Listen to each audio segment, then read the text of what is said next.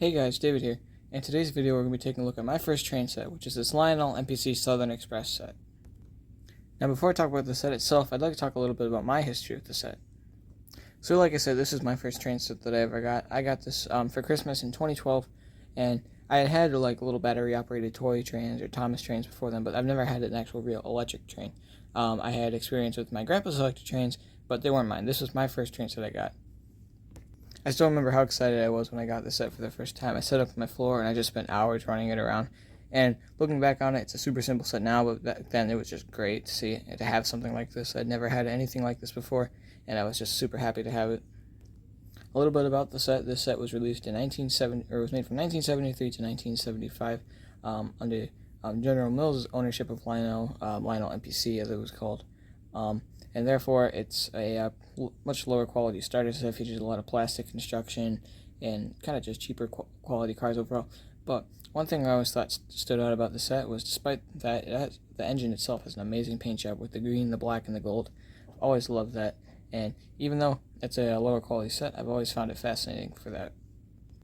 As shown, the set comes with the Southern 240 type steam locomotive, a Republic steel gondola, a Canadian National hopper car, a Universal flat car with stakes, although mine does not have the stakes anymore, and a Southern caboose.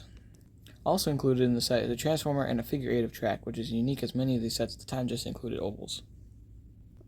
Getting a closer look at the engine, you can see a lot of the molded in detail, which is nice for a starter set engine, but like I said, very basic.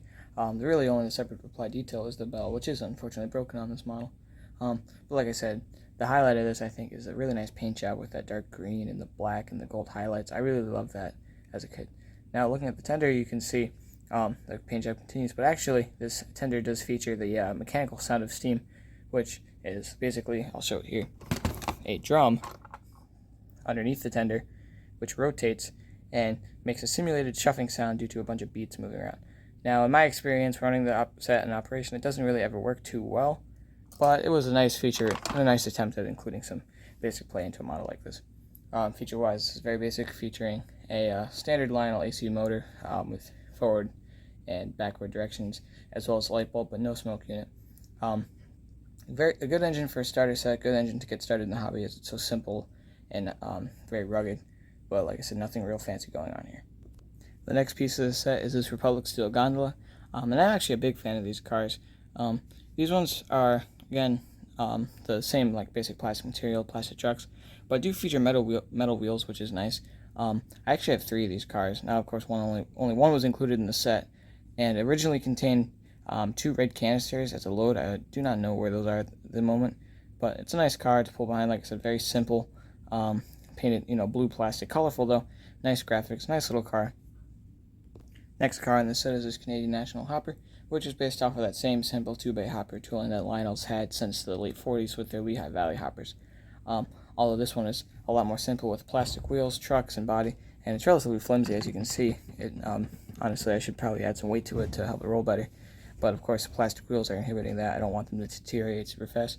But again, it's a nice colorful introduction to the set, and it contrasts well with the other pieces.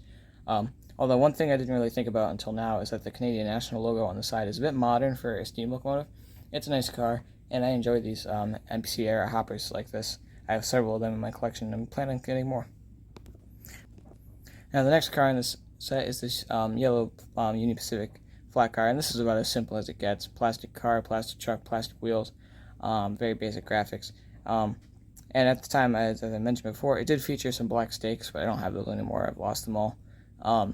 But like I said, a very, very simple little Union Pacific flat car. Works well with the set, but I have really not run it much since then due to it being so simple. And of course, we come to our last car, a red Southern caboose. Now, I actually really like this car. Relatively simple construction, but does feature some nice detailed elements. First of all, I love the Southern emblem on the side. That just looks great, in my opinion. Another thing is these much more detailed end platforms.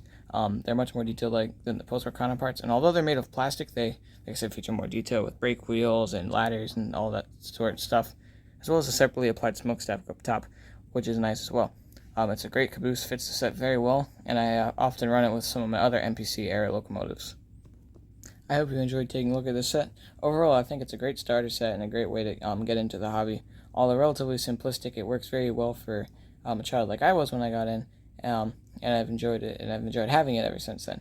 Now, before I close this video out, I will include a short run session, although unfortunately the engine only works in reverse right now. But I'm David. I'll see you in the next video.